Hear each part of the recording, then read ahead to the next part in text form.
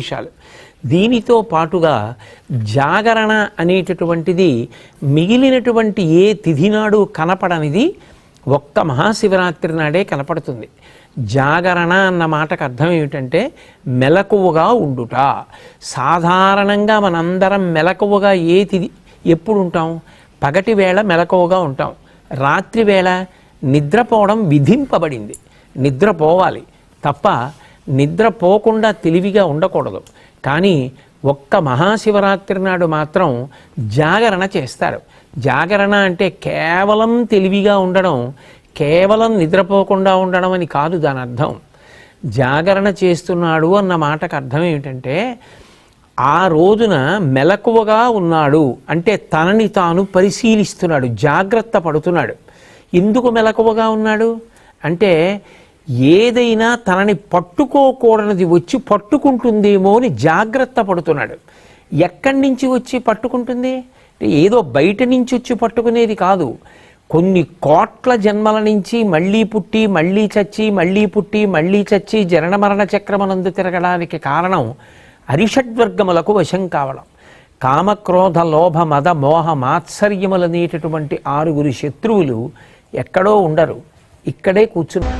కామక్రోధశ్చ లోభశ్చ దేహే తిష్టంతి తస్కరాహ జ్ఞానరత్నాపహారాయ తస్మాత్ జాగ్రత్త జాగ్రత్త అంటారు. ఎప్పుడూ జాగ్రత్తగా ఉండు. అవి ఎప్పుడు పైకి లేస్తాయో తెలీదు. కామము, క్రోధము, లోభము, మదము, మోహము, మాత్సర్యము అనబడేటటువంటి 6 శత్రువులు కొంచెం ధ్యానం చేసి కొంచెం భక్తిగా ఉందామని ప్రయత్నం చేసేటప్పటికీ లోపల నుంచి ఆ శత్రువు పైకొచ్చి ఆ ఉపాసనని ధ్వంసం చేసి మనిషిలో రాక్షసత్వం కలిగేటట్టు చేస్తాడు. ఒక రాత్రంతా జాగరణ చేయడము అన్న మాటకు అర్థం ఏమిటంటే ఇటువంటివి తన దరికి చేరకుండా ఉండడానికి జాగ్రత్త పడడాన్ని అభ్యాసం చేస్తాడు.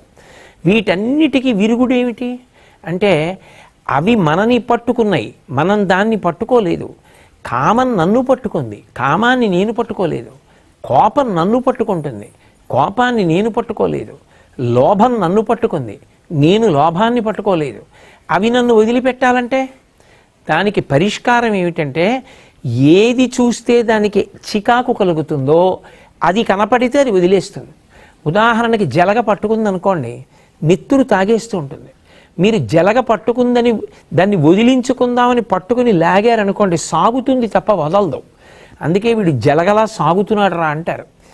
అప్పుడు ఏం చేస్తారు? జలగ ఎక్కడ పట్టుకుందో అక్కడ ముగ్గు తీసుకొచ్చి వేస్తారు. జలగ నోటి దగ్గర ముగ్గు వేస్తే దానికి ఆ ముగ్గు అంటే పరమ అసహ్యం, వెంటనే వదిలిపెట్టి కింద పడిపోతుంది. ముగ్గు తగిలితే జలగ వదిలిపెట్టేసినట్టు భగవత్ సంబంధమైన విషయములు ఏవి లోపలికి వెడుతున్నా ఇవి పైకి లేవవు. అగ్ని పైకి లేస్తోందనుకోండి, దీప్తమగ్ని వివాంభస అంటారు. నీరు పోసారనుకోండి అగ్ని చల్లారిపోతుంది. నెయ్యి పోస్తే అగ్ని పైకి లేస్తుంది. కోరికలు తీర్చుకున్న కొద్దీ కోరికలు విజృంభిస్తాయి.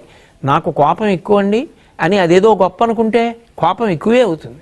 వాటిని పరిశీలించుకోవాలంటే అవి దేన్ని పోస్తే అణిగిపోతాయో పరిశీలించాలి. ఆ పరిశీలించేటటువంటి రాత్రి ఏది ఉందో, ఏనాడు నువ్వు మెలకువగా ఉండి ఏవి నిన్ను అజ్ఞానపు చీకటిలోకి నెట్టేస్తున్నాయో వాటిని పరిశీలించేటటువంటి రాత్రికి జాగరణమని పేరు. ఆయన జ్ఞానజ్యోతి అయి ఆవిర్భవించినటువంటి పరమ పవిత్రమైన తిథి. ఆ రోజున మనం పరిశీలించడం మొదలు పెడితే మనకి శివానుగ్రహం కలుగుతుంది.